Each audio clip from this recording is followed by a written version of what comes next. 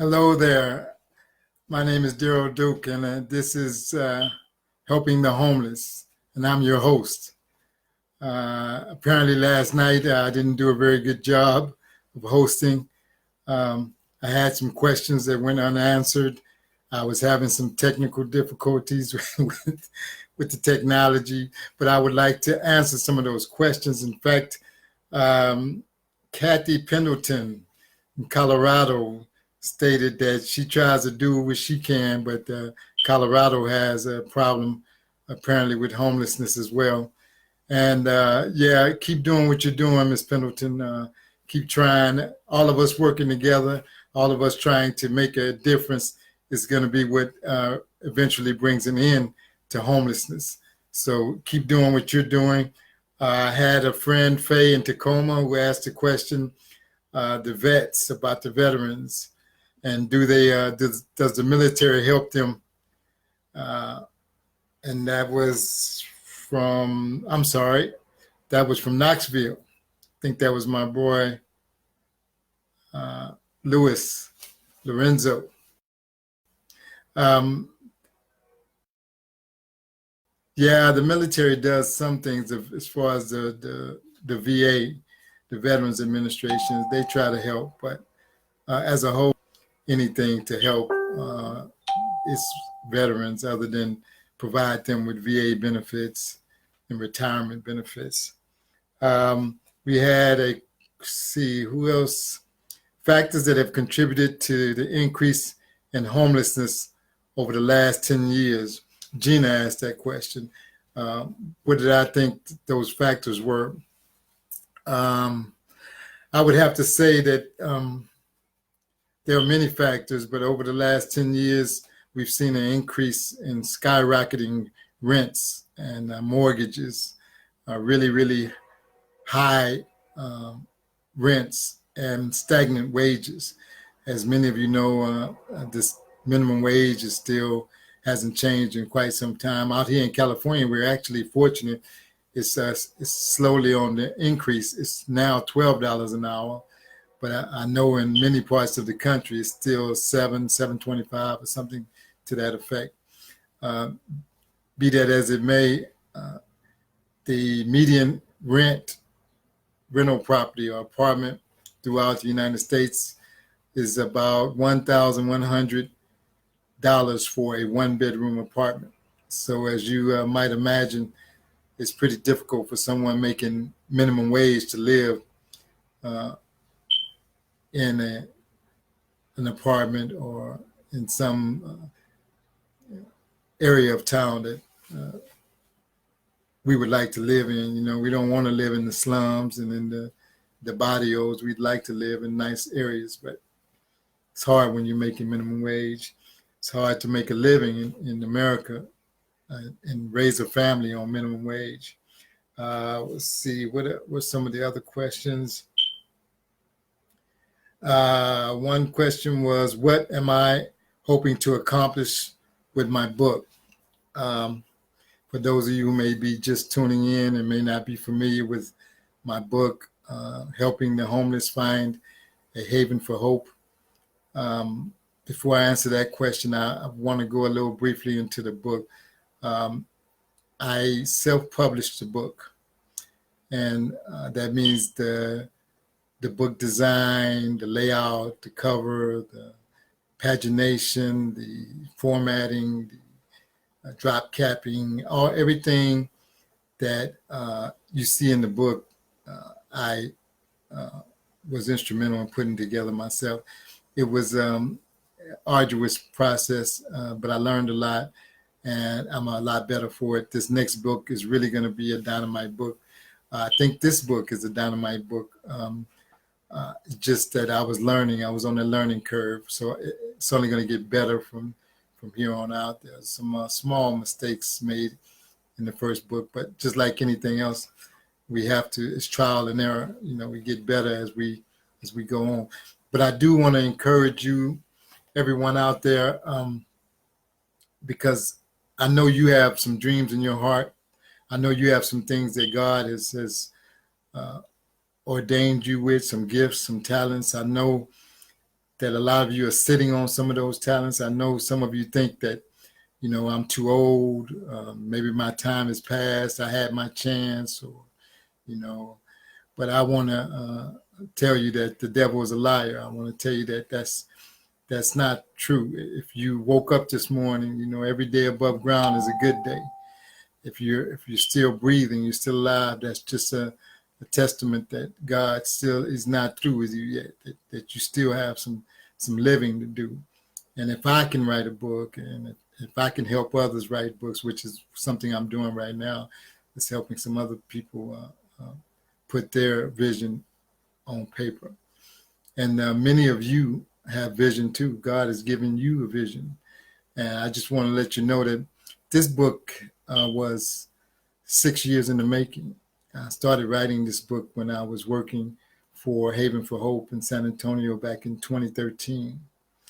And I've probably written and rewritten this book 100 times, because I would write it, and then oftentimes I took the book to people I admired and people I held in high regard, and I would let them read chapters or sections of the book, and then I wanted validation. I wanted them to approve me, and when I didn't get that validation, and when I didn't get what I thought I needed, or what I thought I should have gotten, then it caused me to question myself and question my own ability.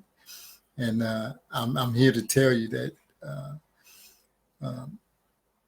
do not let other people's opinion of you become your reality. Sometimes you have to break away, and I'm here to tell you, whatever that desire is in your heart, whatever that thing is that you want to do, whatever that thing that tugs away at you inside of you, that voice, that still small voice inside that won't allow you to forget about that dream, that thing you've been thinking about, that vision you've been having. I think that thing, that desire or vision or whatever you want to call it, I think that's God. And I think God lives in each and every one of us. And I think if we could just tap into just one iota of what he has, of him in us, that there's truly nothing we can't do. So I want to encourage you. I want to inspire you. I want to help you. The whole, I guess with that, I'm going to go back to the question. The question was, what am I hoping to accomplish with my book?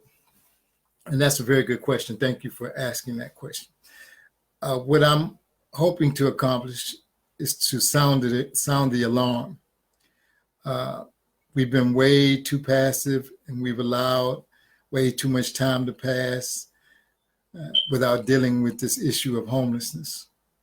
It's an issue that we must deal with. We can't continue to run away from the atrocities of it, the inhumane parts of it. We must look it in the eye, and we must come to terms with it. So the book is a clarion call to people like you and to Americans to come together and to make a change, to forge a new way of living, if you will.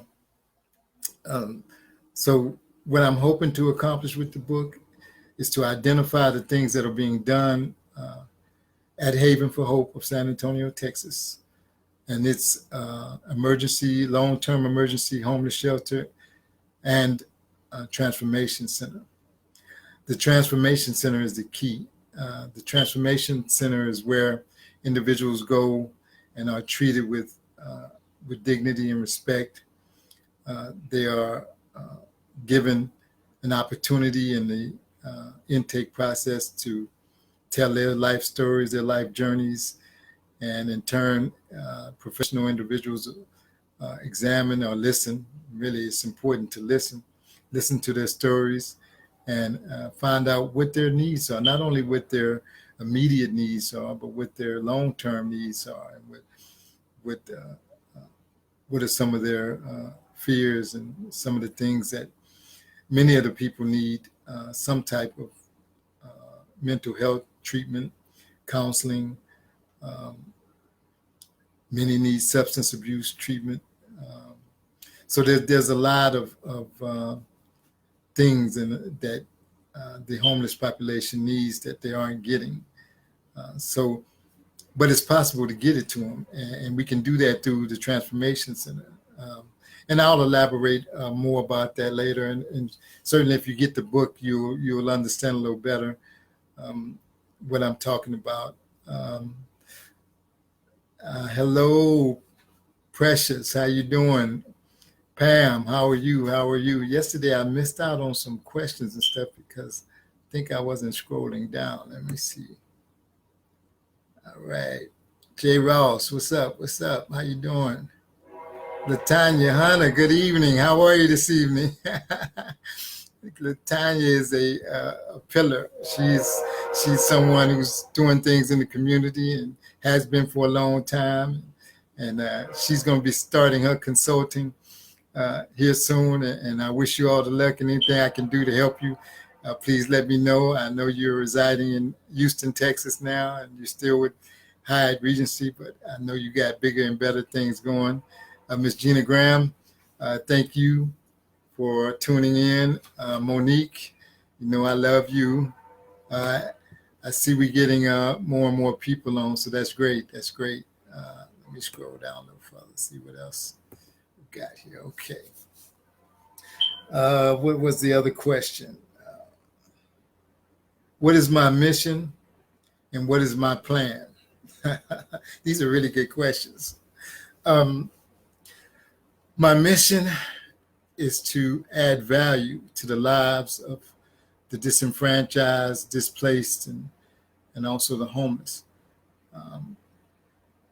And when I say disenfranchised and displaced, that means I'm also talking about many times Black people, people who have been disenfranchised over the course of some centuries through the criminal justice system, unfair practices in housing, redlining, things of that nature. So my mission is to bring about change and to help as many people as I can achieve their goals, and help as many people as I can get what they want out of life. That vision I was talking about earlier, that thing that God has placed in them.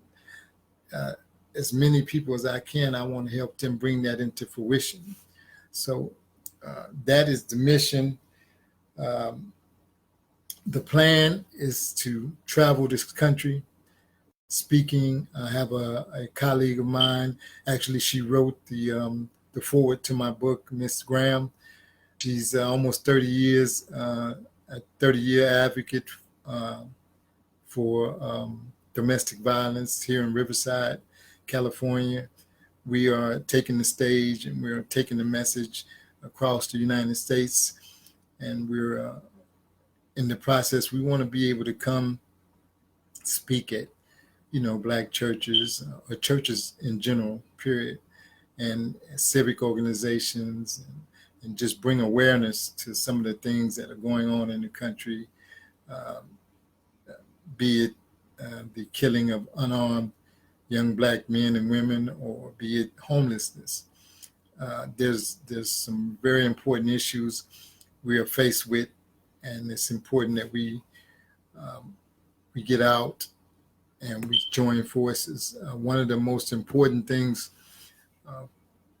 in ending or at least minimizing homelessness is collaboration. One of the things that I admire most about Haven for Hope of San Antonio, one of the things that makes them on the cutting edge and part of the paradigm shift that is taking place there at Haven for Hope, is that they are taking a new perspective. They're going at it from they no longer are seeing drug addiction or drugs and alcohol and homelessness as a scourge on society, but they're looking at those things, especially drugs and mental health, more as a medical crisis than a scourge on society. So they're tackling it from a different perspective. So So if we got any more questions coming in, let's see.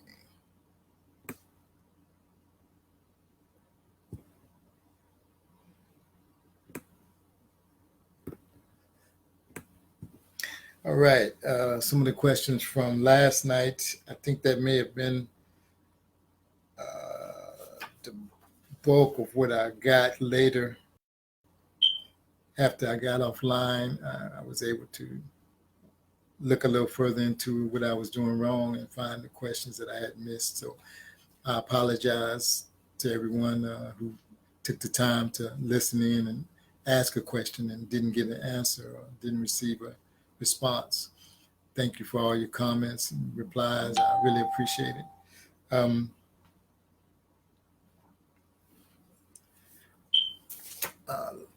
Again, I'd like to encourage you guys to do whatever it is that you've been wanting to do most of your life, or even the latter part of your life, which you've been moved to do, that business you've been wanting to start, that dream that you had, that vision that you had, or being a coach, or whatever it is that you have in your heart.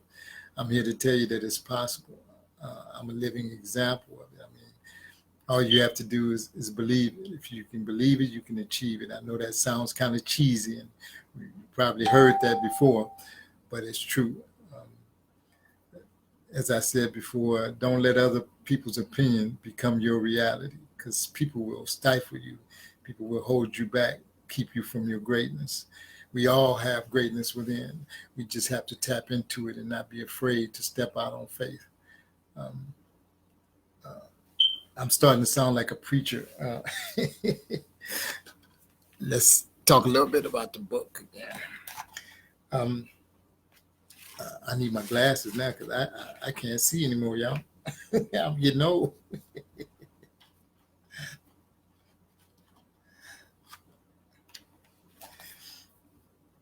Again, just a quick little plug for my book, Helping the Homeless Find a Haven for Hope, available at Amazon.com. And I have a store I've opened on Shopify. I'm not sure if I'm going to keep that store open. I'm just toying around with it right now, experimenting with it. So I'm not going to give you the address to that. But I am looking to answer any questions, or don't tell me that I'm missing some questions again.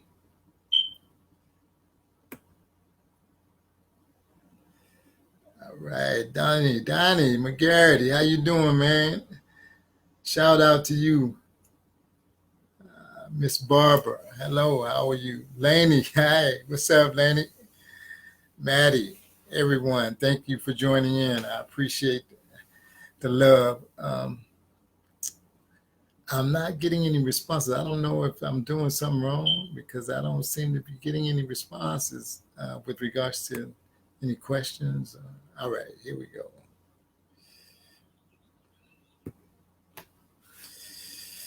All right. Hey, Latanya, thank you. I appreciate that. Just trying to do what God would have me to do. I think the book is not just a book. It's one of the questions that I was asked was, what was the plan? What was the plan? The plan is to start a social movement with the book. The plan is to bring folks together. The plan is to move forward, building a social movement that grows into change. I can't help but mention the late, great Nipsey Hussle. That young man was out here doing what we all should be doing, and that is the plan and the overall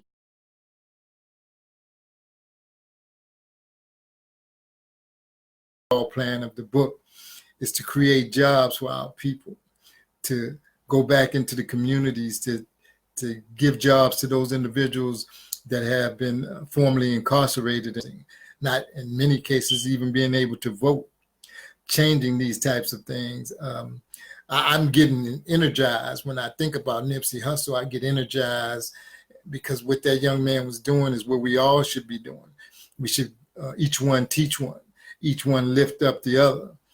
So the plan of this book is more than just a book. The next book is going to be about our plight here in America, but more importantly than that, ultimately, it's about reparations. It's time, ladies and gentlemen, for us to give reparations. It's time for us to move in that direction. And I think we could probably take the United States before the UN, the United Nations, on charges of their inhumane treatment of Black people over the course of centuries. I think we'd be hard pressed to find any government or any nation out there that would not agree that we have been egregiously wronged by our government and we are due reparations. They need to repair, or at least attempt to repair, with the damage that has been done. So my next book is really going to focus in on some of those things to kind of tell us how we got to where we are today, and where possibly we can go from here. But we definitely need to come together as a people. There's nothing that we can't do when we come together. We are stronger collectively together in every aspect. The we collectively that gives us the power to change the world. So I'm asking you guys, basically through the book and through this channel I'm developing called Helping the Homeless, to take a stand. It's time to take a stand. We've been absent long enough. We have to take responsibility for the generations that we and I'm talking about myself as well. I'm guilty. We didn't pass on to our children and these generations what was taught to us, what was given to us. It's time for us to go back to our forefathers, and to the time when it takes a village to raise a child. We've got to go back to some of those, however cliche it may sound, however cliche it may be. We need to go back and we need to revisit some of those principles and morals that we seem to have left behind. And I know that the government and other entities have gotten involved with the raising of our children and won't allow us to raise our children the way we want to raise them. Can't spank your kids and all of these things that are going on with our public school. But that's no excuse. We've got to find a way to come together, to act in an intelligent manner, to come up with solutions and situations, and understand that we can't sit around waiting for another Malcolm X or Martin Luther King or any of the great leaders that we've had. You are the next Martin Luther King. You are the next Malcolm X. We have to take ownership, each one of us. As I said earlier, each one teach one. And if we can do this, we can bring about change. I believe that it is possible for us to eliminate homelessness one community at a time. I believe that we can have a wonderful life, each of us. I believe that we can receive reparations. I believe we can take the United States to court and we can win, and we can be given proper atonement, if you will. I believe that there's nothing we can't do if we do it together. That's where our strength lies. And if we do this, if we come together and we do these things and we stand up to the bullies and the politicians at a time like now when our children need us the most in times of the toughest, if we stand up for them now, then our grandchildren and our great-grandchildren will live in a far better world than we lived in, and we would have definitely changed the world. So I'm going to get off my soapbox, see if I have any other questions.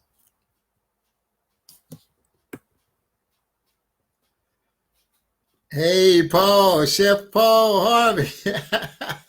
Chef Paul Williams. Hey, what's going on? Long time no see. How are things out in Atlanta?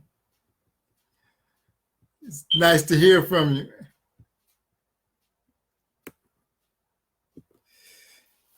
Let's see. We have to, as young Nipsey Hussle said, we've got to invest in one another. We've got a problem investing in each other. I don't know what the deal is. We don't want to spend any money. And when it comes down to it, we have to spend money. We have to invest. If I've got a good idea, or if you've got a good idea, or if your neighbor has a good idea, you know, don't be afraid to invest in them. We know he may not have it like that. He's trying to get started. You may not have it like that, but you can give $10, $20, $100 if you can. You know, invest in the dream, invest in someone's vision. I'm not asking you to go out and invest in someone's crazy dream, you know, pipe dream that they're not even strongly or vested in themselves. I'm saying, you know, do your due diligence, you know, check into individuals, especially individuals you know that are out there with businesses. Shout out to Ronnie Nance. Matter of fact, he's got a fence company out in San Antonio, Texas. Guys like that we need to go and you got a job that needs to be done, give them a call. If you got know someone that got a job that needs to be done, give them a call. You know, today is so easy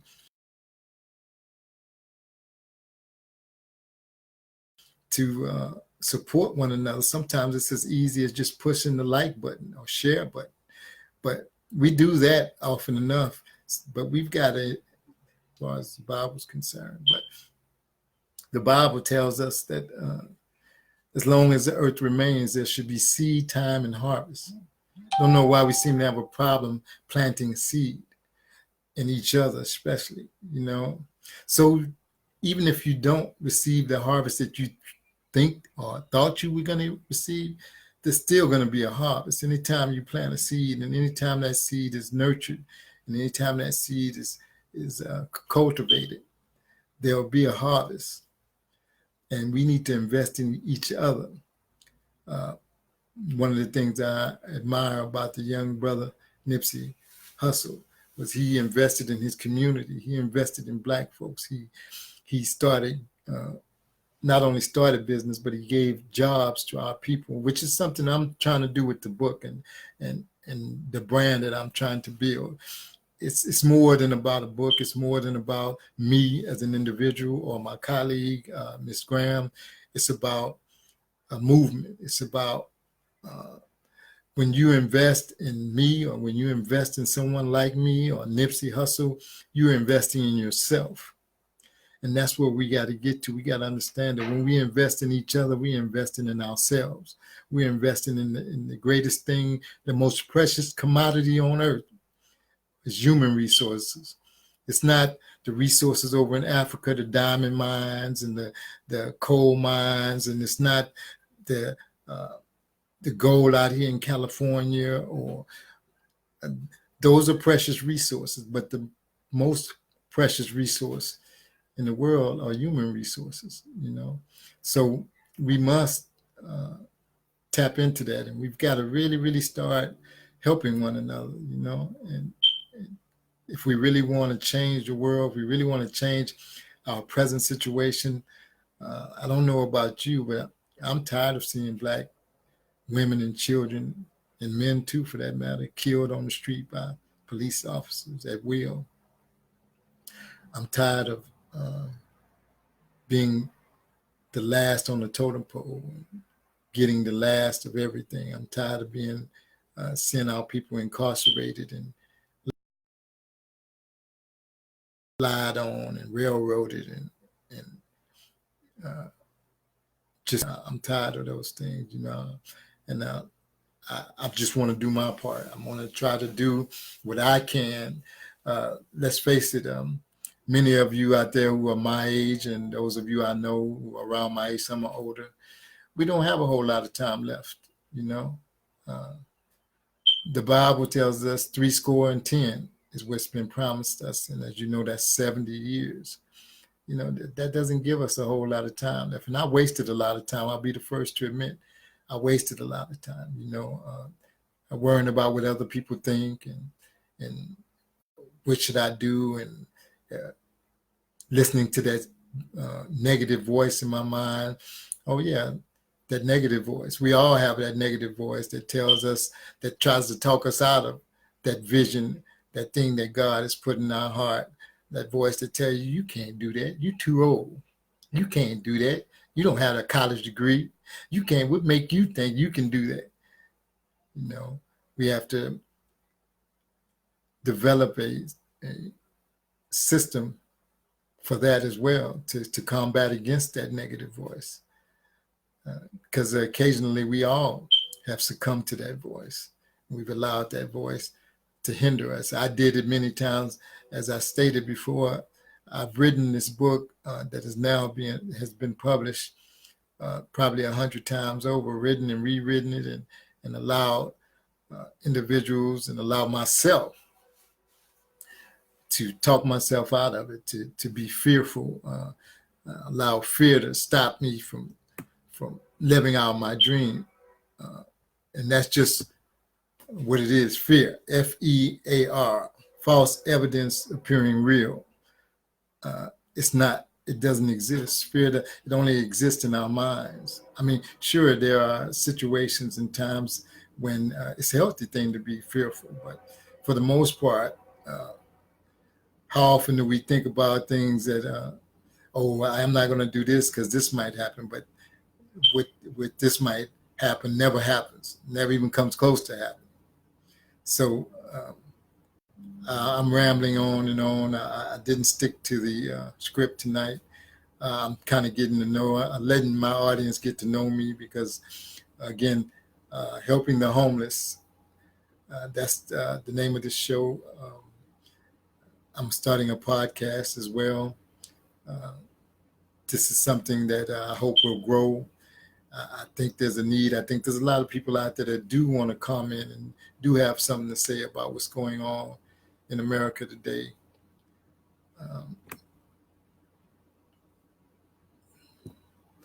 Thank you, Maddie. I appreciate that.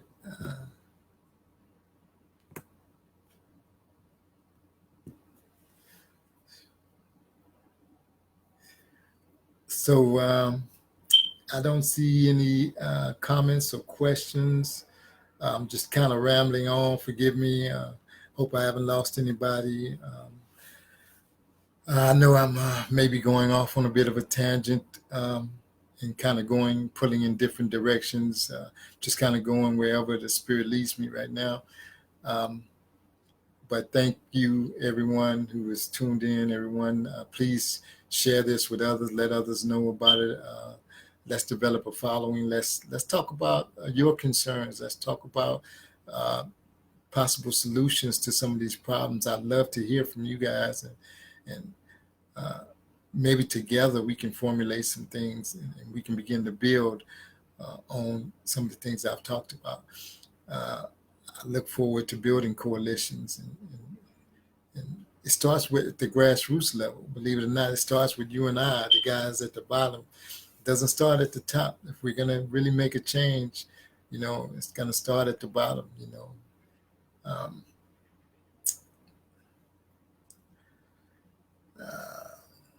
let's see. Hello, Miss Gold. How are you? Thanks for tuning in.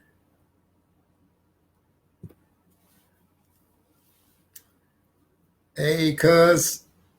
Pat, how you doing? Harvey doing? Hey, what's up, cuz? Long time. Haven't heard from you. I haven't talked with you in a while. I hope all is well. Much love, always, forever family. That's kind of my my handle, if you will, my moniker. Much love, always and forever, family. That's what we are. Whether we want to admit it or not, we're all family. We're all brothers and sisters, and we all are dealing with, if not the same, very similar issues. And it's important that we come together, as a family, and try to change some of these things. Let's see.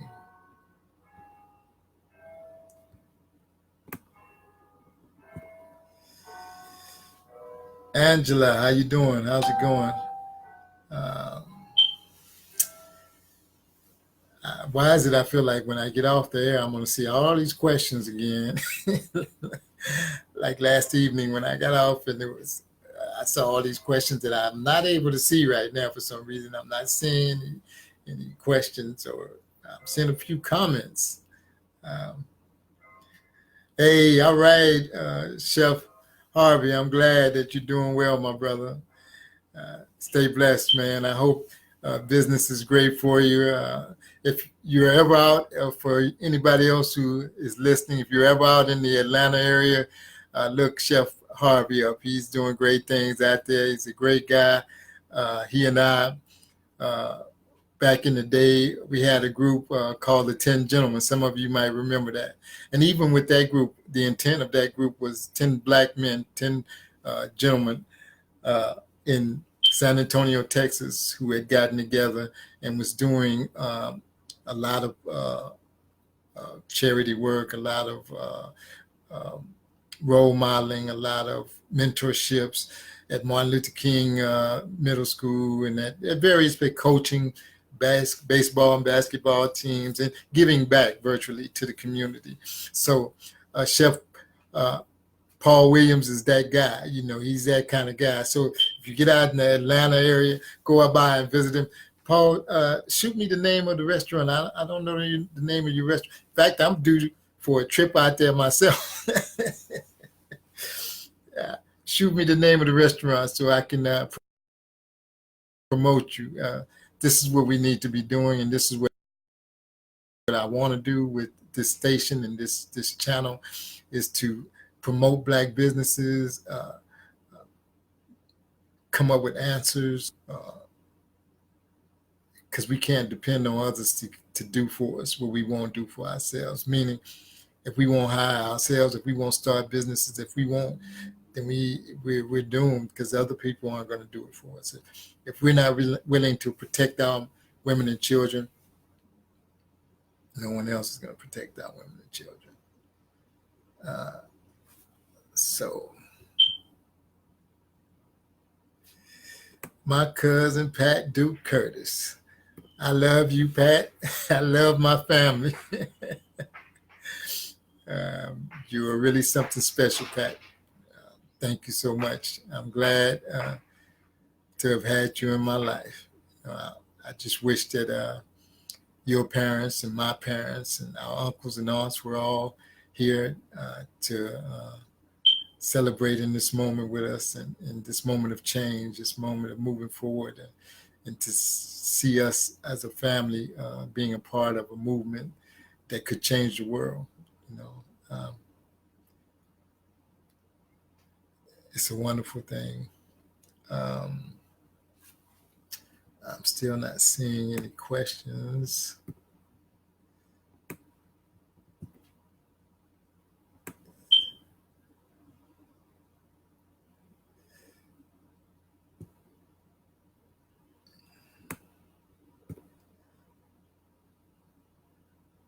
Angela McVeigh, how are you? I hope all is well. I'm at a loss for words right now. If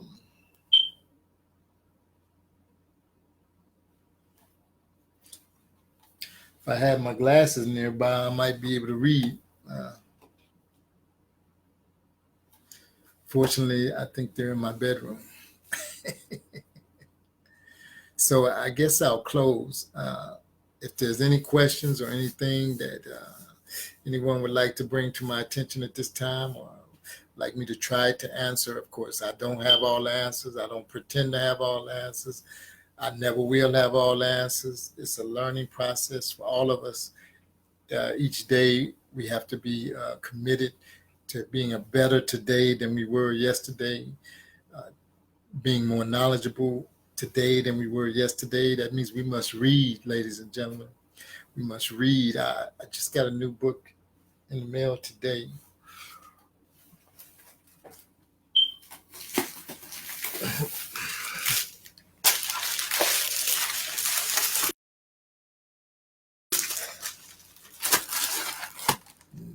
Amazon.com, they're the way to go. Today, I should have another one coming Friday, I believe. But it's important that we read. It's important that we educate ourselves. It's important that we educate the next generation. We can't wait for other people to do it. We have to do. We have to spend the time with our youngsters and believe in our youngsters and not always talk so negatively about the sagging pants and the bad language and disrespect. Yeah, that's part of the culture too. But we're partly responsible for that too.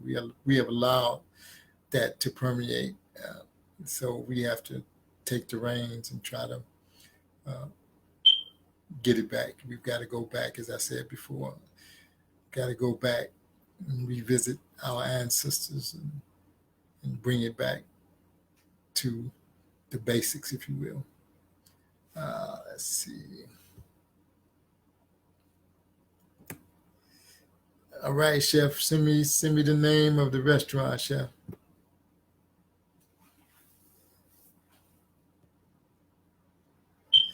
Mark Sullivan, how you doing, man? Long time no see, man. How you doing, man? It's good to hear from you.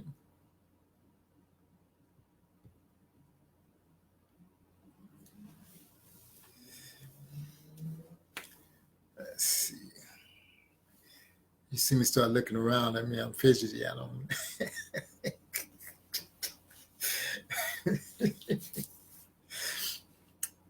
Let's see. I'll be better prepared next time. What I really want to do tonight, especially after last night, I got such a great response last night, and I just kind of wanted to let you know who I am, put some things on the table, um, start to show off because I decided that helping the homeless was going to be the title of this show, and that I, of course, would be the host. And maybe I'll get someone. In fact, I did an interview today. I spoke about an interview I had done last night to you guys, those of you that were listening. And the interview took place. I did it with my phone, and I've had trouble today uploading it, so I wasn't able to get it to you today. But stay tuned. I've got some interviews, and perhaps I'll get someone to come and interview me, and they can do a better job of asking me questions than me sitting here talking and going on and babbling. But uh, maybe we'll make that on one of the shows where I'll have someone interview me. Um, let's see.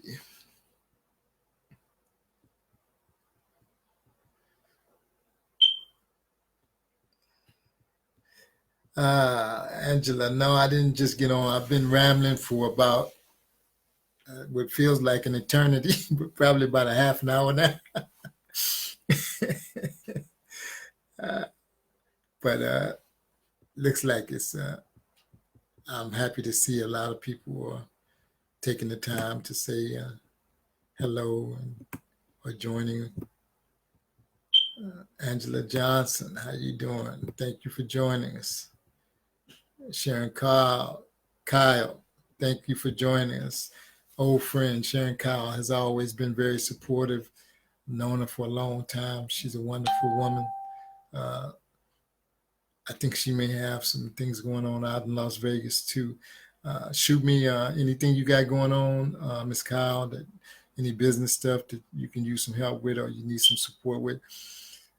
Please shoot it to me, and I'll shoot it out here to the rest of the world. And let's build a community that supports one another. Let's build a community that invests in one another, and that means not only by hitting the like button or sharing, but by reaching in our pockets and planting a seed, be it a $10, $5, or $1,000 seed. That's and I promise you I'll do the same. And I want to thank everyone out there who has taken the time to plant a seed in my book and in me, because by doing that, you're planting a seed in me, but you're also helping me build a brand, a business that will employ our people, that will not only employ them, but help them, nurture them so that they can fulfill their dreams. Because ultimately, it's not about working for me or me working for you or anybody else for that matter. It's about paying a livable wage so that you can afford to have an apartment and a car, and at the same time helping you nurture your gifts, your talents, so you can move on to your vision, your dream, and helping you get there and accomplish the things that you want to accomplish. That's really what it's all about. No, I don't expect anybody to work for me for the rest of their life. That's not what I want. I want to help you obtain your goal, reach your heights. As I'm getting more proficient at writing books, I'll be helping people do that as well. Many people have books, excuse me, that they want to write, and but have been holding on to it for whatever reason. Well, if you're serious about it and it's something you want to do, self-publishing is really a good way to go because it's more economical, it's cost efficient. Be glad to help you and show you what I know and what I'm learning and what I've learned with regards to that. And of course, I'm not the best, and this first book, of course, is not the best. It's a good book. It's a very good book, but it's going to get better. It's only going to get better as time goes on. So, Miss King, Mary King, how are you? CL War, how are you? How are you? Thank you guys for joining. It's really appreciated. We're just talking a little bit about a social movement, about us coming together, us doing what we need to do to take back our neighborhoods. And I know it sounds corny, but it can be done. I believe it can be done. I believe it with all my heart, with everything in me, that we can do these things, and I'm thankful to all of you who are supporting me. I'm thankful for everything that I have had and for all that I have now. I'm grateful. I know that God is not going to allow things to fall apart for us as Black people. I know he's not going to allow that to happen. I know he's with us, and he's going to continue to be with us, and he will see us through, So I thank him for everything, for all of you and for everything he's doing, because he's working behind the scenes. He's opening doors. He's doing things. Hopefully, no, it ain't even no hopefully. I know he's touching hearts right now. He's touching minds right now, and that's my prayer and my wish is that he use me in that way to touch people, to reach out, to build. That you might start doing the same thing. Each one teach one. Let's see. Still no questions, huh? Much love to you too, Miss Kyle. Miss Johnson, you need a book. All right. You can, the book is available at Amazon.com. Just go to the books section and type in Helping the Homeless Find a Haven for Hope, and you'll have access to the book. Let's see. CL War, hey, how you doing? What's up, CC? Yeah, one day at a time. One day at a time. We're going to make a difference for us all over with. I don't know how much time I got left. I may not have a lot of time left, but when I do go, I want to go. If you say anything about me, I want you to be able to say that I served my people. I tried to serve people. With the end of my life, I may not have done it in the youth of my life, but I want it to be said that before I left this earth, that I served, that I was here to serve, and I tried to serve others to the best of my ability. So, any questions?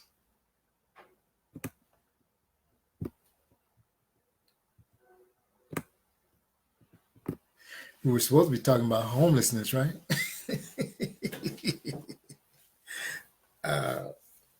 Let's see, what can we talk about homelessness? All right. Yeah, we can. I'm not going to keep you too much longer, but there's some things we can talk about with regards to homelessness. And last night we kind of talked about the mentally ill, severely mentally ill. In fact, the term is severe and persistent mental illness. SPMI is what's used in the community, in the professional community. We talked about that a little bit last night about how we are incarcerating some of the homeless people who are mentally ill, and how it's skyrocketing, it's on the rise, and how we're criminalizing homelessness, and we're making it a crime to be homeless, and how we are creating laws that are breaking with our Constitution, our Fourth Amendment rights to be secure in our own persons and effects and our property, our Eighth Amendment rights and 14th Amendment rights. And whenever we start creating laws that prohibit an individual from asking for money or panhandling, if you will, then we're stepping on the Constitution, because we're prohibiting speech because of its content, which is, against the freedom of speech, our amendments, the Constitution. So we talked a little bit about that. Tonight, I'm going to talk a little bit real quickly and briefly about senior citizens. I'm sick and tired of seeing, and I've noticed an influx of individuals from age 50 to 70 into the shelters. And many of them are still looking for work. Can you imagine that? In fact, stay tuned for one of the videos, one of the interviews. It's a couple, and the gentleman is 70 years old, and his wife, I believe, is 63. And they're still looking for work, and they're living in a shelter. Why is that so in a country that is as rich as this country? Why do we have 70-year-old individuals out here trying to work and living in homeless shelters? And they're both receiving Social Security benefits, but it's not enough. I mean, it's not enough to survive on.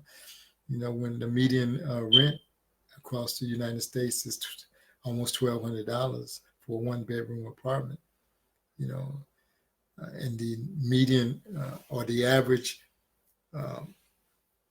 Social Security disability benefit is $770, if I'm not mistaken. It's ridiculous. We're forcing our elderly into shelters, not to mention the physically challenged. We have a lot of physically challenged individuals that are up in age that are coming into the shelters too, that are still, they can't work. So they're stuck with that Social Security disability income, which isn't enough to support them in housing. So it's a catch-22 for them. It's like, they're among some of the most vulnerable on the streets too when they're homeless, because they're elderly. So they're easy marks for individuals, predators on the street, con men and people on the street that look for weaknesses. So I wanted to mention those two, the physically challenged and the elderly.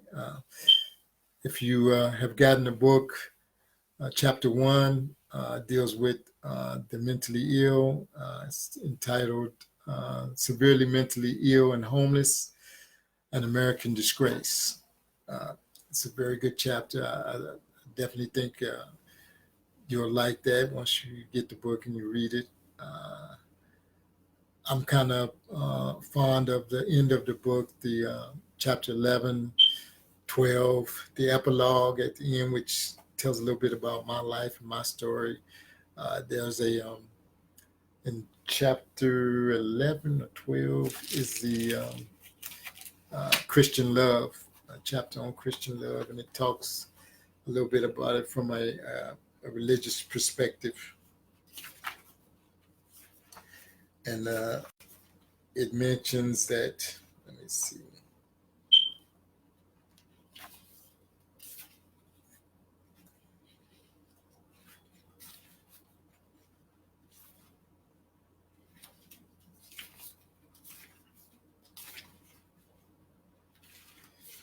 It mentions in chapter 12, Christian love. It starts out, in fact, the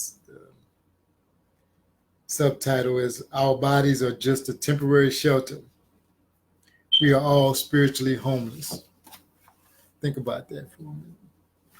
Our bodies are just a temporary shelter. We are all spiritually homeless. We're going home, but we ain't home yet.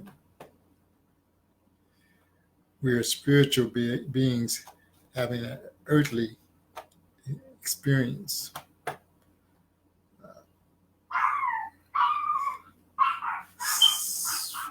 right, let's see. All right. I think I bored you enough for the night. I think I've said enough for the night. I'm going to try to make these shows maybe like a 30-minute segment, 7 o'clock. I don't know if it'll be 7 o'clock each evening. And when I say 7 o'clock, of course, I'm California time. So for those of you in Texas, that's 9 o'clock your time.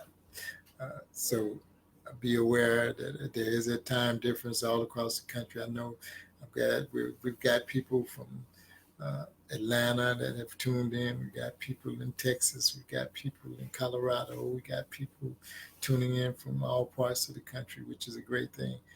But as you know, we all are in different time zones. So it's only 8:22 here right now. So when I say 7, I mean 7 here in the Los Angeles, California area, Pacific time. Having said that, I'm going to close. Again, much love, always and forever, family. Peace.